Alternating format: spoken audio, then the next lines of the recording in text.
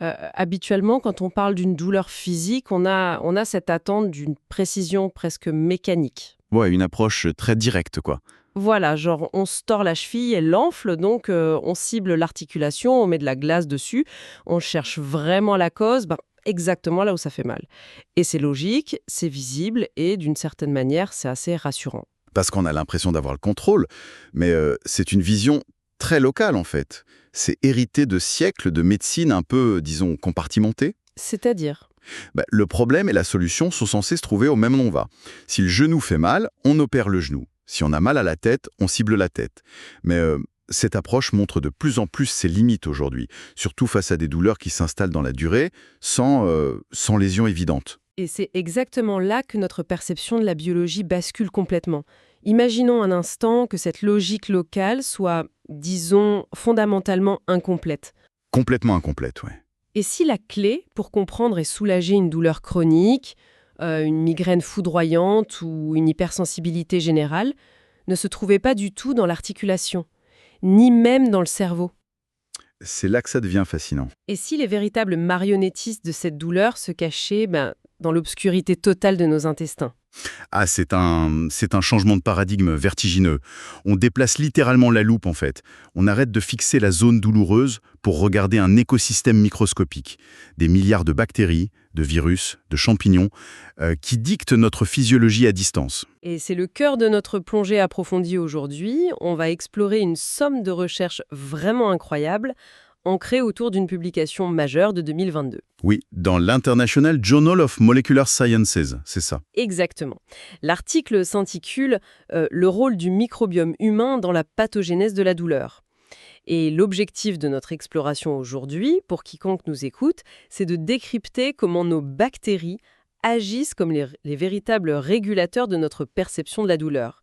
C'est une découverte qui redessine les contours de la médecine. Tout à fait. Et pour bien saisir l'ampleur de ce bouleversement, il faut rappeler ce qu'est la douleur à l'origine. Un signal d'alarme. Exactement. Biologiquement, c'est un signal de protection. C'est une alarme d'incendie vital pour retirer sa main du feu, par exemple. Mais lorsqu'elle devient chronique, l'alarme se bloque. Éteindre, c'est l'un des plus grands défis de la santé mondiale en ce moment. Alors, avant d'aller chercher du côté des microbes, pour éteindre cette alarme, j'ai un obstacle purement anatomique qui me vient à l'esprit. Je vous écoute. Comment est-ce que des bactéries enfermées tout en bas, dans l'abdomen, arrivent à manipuler le cerveau, qui est lui protégé dans sa boîte crânienne? Il faut bien un réseau de communication hyper solide entre les deux. Alors, ce réseau existe, oui, et il est massif. C'est ce qu'on appelle l'axe intestin-cerveau. D'accord. Pendant très longtemps, on a cru que le cerveau donnait des ordres à l'intestin. Et puis, point final, quoi. Mais aujourd'hui, on sait que c'est une autoroute à double sens. En fait, l'intestin envoie bien plus d'informations vers le cerveau qu'il n'en reçoit. Ah, waouh! Ouais, et ce dialogue passe par plusieurs canaux. Déjà, il y a un câble physique direct, le nerf vague. C'est une énorme autoroute neuronale qui relie le système nerveux entérique, notre ventre, directement au tronc cérébral. Donc, si j'essaye de visualiser le truc, c'est un peu comme si l'intestin et le cerveau étaient deux collègues en visioconférence permanente. C'est une bonne image, ouais. Et tant que la connexion est bonne, le dialogue est fluide. Mais si des travaux commencent dans la rue de l'un des collègues, genre avec des marteaux-piqueurs et des coupures de courant, Ce qui correspondrait à une dysbiose, à un déséquilibre de la flore. c'est ça. Eh bien, l'autre collègue, donc le cerveau, reçoit des signaux complètement brouillés et une image qui saute, et il commence à stresser et à paniquer. La métaphore est très juste. Sauf que cette visio, elle ne s'arrête pas à un simple câble. Les bactéries utilisent aussi des messagers chimiques. En digérant les fibres de notre alimentation, ces micro-organismes produisent des substances qu'on appelle des acides gras à chaîne courte. Les fameux AGCC. Voilà. Ces molécules sont fondamentales, en fait. Elles traversent la paroi intestinale, elles entrent dans le sang et agissent comme des pacificateurs pour notre système immunitaire. Elles empêchent l'inflammation de s'emballer. Alors, je voudrais vraiment qu'on s'arrête sur cette chimie parce qu'il y a un détail dans la source qui m'a semblé complètement irréel. Ah oui, lequel? Est-ce que l'intestin fabrique vraiment les mêmes produits chimiques que le cerveau? Parce qu'on nous parle toujours de la chimie du cerveau pour réguler l'humeur, les antidépresseurs qui ciblent les neurones. Est-ce que les bactéries font le même boulot? Elles font non seulement le même boulot, mais elles en sont les principales ouvrières. L'écosystème intestinal synthétise directement des neurotransmetteurs. Des molécules comme le GABA, qui est le grand calmant du système nerveux central, ou même la dopamine. Tout ça, c'est fabriqué dans notre ventre. C'est dingue. Et le chiffre le plus frappant, c'est la sérotonine. L'immense majorité de la sérotonine de notre corps, environ 90%, est produite dans le tractus gastro-intestinal, sous la supervision directe de nos bactéries. Attendez. 90% de la sérotonine, la fameuse hormone du bonheur et de la régulation de la douleur, elle est fabriquée par des microbes dans les intestins. Et oui, 90%. Je suis fascinée, c'est stupéfiant. Ça veut dire que quand la médecine essaie de régler le volume de la douleur avec des cachets qui ciblent le cerveau, on ignore totalement l'usine principale qui se trouve dans notre ventre. Exactement. Et c'est tout le paradoxe de la médecine moderne. Nos bactéries décomposent certains acides aminés, comme le tryptophane, pour inciter les cellules de notre intestin à libérer cette sérotonine. Sans les bons microbes, cette chaîne de production s'effondre tout simplement. D'accord, donc petit mini résumé pour bien ancrer ça, notre intestin et notre cerveau sont en dialogue permanent et ce sont nos bactéries intestinales qui fabriquent directement les substances chimiques qui viennent régler le volume de notre perception de la douleur. C'est un excellent résumé. Ce qui amène inévitablement une question assez redoutable. Qu'est-ce qui se passe quand l'usine prend feu? Voilà. Quand l'écosystème s'effondre à cause du stress, d'une mauvaise alimentation, des antibiotiques, et qu'on bascule dans ce qu'on appelle la dysbiose. Et c'est là que le lien avec la douleur chronique devient vraiment effrayant. Les recherches décortiquent super bien ce mécanisme. Quand on a une dysbiose, l'harmonie disparaît. Les mauvaises bactéries prennent le dessus. Et ça, le corps le remarque. Ça entraîne une production massive de facteurs pro-inflammatoires. Les cytokines, oui. Et la dynamique de ces cytokines, c'est crucial pour comprendre la douleur. Quand l'intestin est en dysbiose, sa paroi devient poreuse. On parle d'hyperperméabilité intestinale. Les fameux intestins qui fuient? C'est ça, les jonctions entre les cellules s'élargissent et des toxines fuient dans le sang. Les cellules immunitaires voient ces intrus et libèrent ces cytokines, comme le TNF-alpha. Et ça agit comme de véritables étincelles inflammatoires dans tout l'organisme. Et devinez quoi? Ces étincelles finissent par atteindre le cerveau. Mais c'est ça qui m'épate. Comment une inflammation locale, disons dans le côlon, peut affecter la façon dont un nerf réagit dans un bras ou une jambe? Parce que l'inflammation devient systémique et elle modifie l'environnement du cerveau lui-même. Les messagers inflammatoires dans le sang alertent les cellules immunitaires du cerveau. On les appelle la microglie. La microglie, d'accord. Normalement, elles jouent un rôle de jardinier pacifique. Elles nettoient les débris. Mais face à cette alerte venue de l'intestin, ces cellules se transforment. Elles deviennent très agressives, s'activent de manière chronique et amplifient les signaux de douleur qui viennent des nerfs périphériques. Ah, cette activation de la microglie, c'est ce qu'on appelle la sensibilisation centrale dans l'étude, non? Tout à fait. Pour reprendre une de nos analogies, le système nerveux devient complètement paranoïaque. C'est comme une alarme de voiture avec des capteurs cassés. Normalement, il faut briser la vitre pour que ça sonne. Mais là, l'alarme se déclenche en hurlant juste parce qu'une feuille morte tombe sur le pare-brise. Le moindre frottement d'un vêtement sur la peau devient une agression pour le cerveau. C'est le mécanisme exact de Bellodini. Une douleur causée par un stimulus inoffensif. Et la recherche va encore plus loin. Il y a eu des expériences incroyables sur la neuropathie induite par la chimiothérapie, la CIPN. Oui, l'étude sur les souris. Voilà, la chimio a un effet secondaire redoutable, des douleurs nerveuses atroces dans les mains et les pieds. Les chercheurs ont donné de la chimio à 2 groupes de souris. Le premier avait un microbiome normal, le second groupe, c'était des souris sans germes, élevées dans des bulles stériles. Sans aucune bactérie intestinale. Exactement. Et là, surprise absolue, les souris sans microbiome ne développaient pratiquement pas cette hypersensibilité. Le nerf était exposé aux médicaments, mais sans la flore pour amplifier l'inflammation, le signal de douleur n'explosait pas. Mais c'est une révélation complètement dingue. En gros, le médicament causait la lésion nerveuse, mais c'était la réaction de panique de l'intestin qui transformait ça en douleur insupportable. C'est exactement ça. Donc, pour faire un petit mini-résumé de cette partie, un déséquilibre dans le ventre enflamme l'ensemble du système nerveux, ça réveille l'immunité du cerveau et ça bloque l'alarme de la douleur en position allumée, ce qui explique des douleurs nerveuses hyper sévères même après des traitements comme la chimio. C'est implacable, oui. Et la tempête inflammatoire ne se contente pas des nerfs des mains ou des pieds, elle frappe aussi nos organes internes. C'est vrai, l'étude aborde aussi les douleurs viscérales et pelviennes. Et là, on parle de choses super communes comme le syndrome de l'intestin irritable, le SI. Qui touche énormément de monde. La étincelle prend des proportions immenses. Et les données montrent que ces patients ont une chute drastique des bonnes bactéries. Oui, comme les bifidobactéries. Et une prolifération de pathogènes. Et ça a un double effet, mécanique et chimique. D'un côté, ces bactéries fermentent trop, elles produisent énormément de gaz qui gonflent les parois. De l'autre, elles maintiennent une inflammation continue. Donc les nerfs du côlon sont étirés par les gaz et baignent dans l'inflammation. L'horreur. Une recette parfaite pour une douleur viscérale insoutenable. Mais là où j'ai vraiment eu un choc en lisant les sources, c'est sur l'endométriose. Je dois vous dire, ça remet en question tellement de certitudes médicales. J'ai toujours appris que l'utérus était une zone totalement stérile. Comment un microbe intestinal peut jouer un rôle là-dedans? Eh bien, c'est l'un des plus grands mythes médicaux qui s'effondrent en ce moment. On a longtemps cru que le col de l'utérus formait une barrière infranchissable.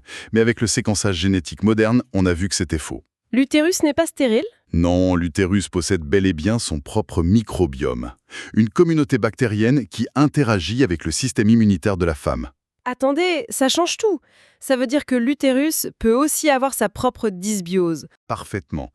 Les analyses de l'étude montrent que les patientes souffrant d'endométriose ont des concentrations beaucoup plus élevées de bactéries agressives, comme Shigella ou Escherichia, pas seulement dans les selles, mais dans l'environnement pelvien. Ah ouais. Et ces bactéries exacerbent la réponse immunitaire locale.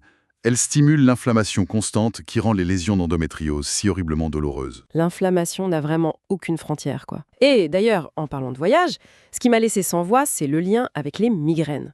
On passe littéralement du ventre au crâne. Comment une bactérie mal placée donne une migraine pulsatile? Le pont entre les deux, c'est la vascularisation. Le sang. La dysbiose rend la paroi poreuse. Ça crée une inflammation systémique. Et chez les personnes prédisposées, ça provoque une libération excessive d'un peptide, le CGRP. Ah, le CGRP. On entend souvent ce nom pour les nouveaux traitements antimigraineux. Que fait ce peptide exactement? Son rôle, c'est de dilater les vaisseaux sanguins. Sous l'effet de l'inflammation de l'intestin, le taux de CGRP grimpe en flèche.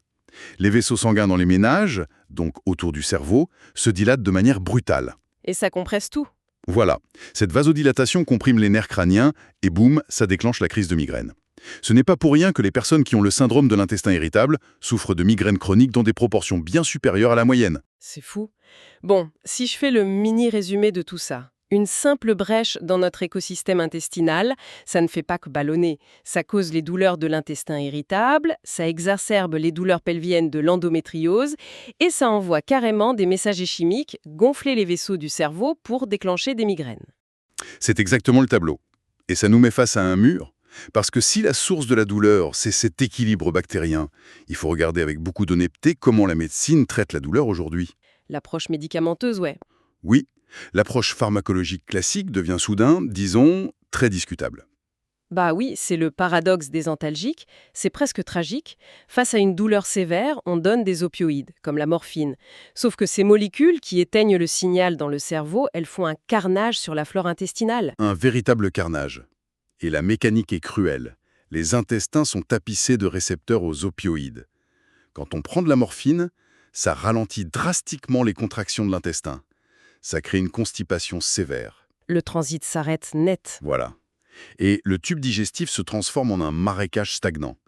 Les bactéries prolifèrent de façon anarchique, la paroisse se dégrade et l'inflammation explose. Donc, la personne prend un médicament pour avoir moins mal, mais ce même médicament détruit l'écosystème qui est censé contrôler son inflammation. Résultat sec, le corps devient tolérant, la douleur revient encore plus fort et on a besoin d'une dose plus élevée. Le remède fabrique la douleur de demain, quoi. C'est le cercle vicieux de la tolérance aux opioïdes. Mais là où l'étude de l'IGMS apporte de l'espoir, c'est qu'on a prouvé que c'était réversible. L'histoire de la vancomycine? Exactement. Des chercheurs ont pris des souris qui avaient une forte tolérance à la morphine. Au lieu de doubler la dose, ils leur ont donné un antibiotique, la vancomycine, pour éliminer les bactéries nocives qui s'étaient multipliées. Et en nettoyant l'intestin, l'inflammation a chuté et la morphine s'est remise à marcher. Oui, miraculeusement.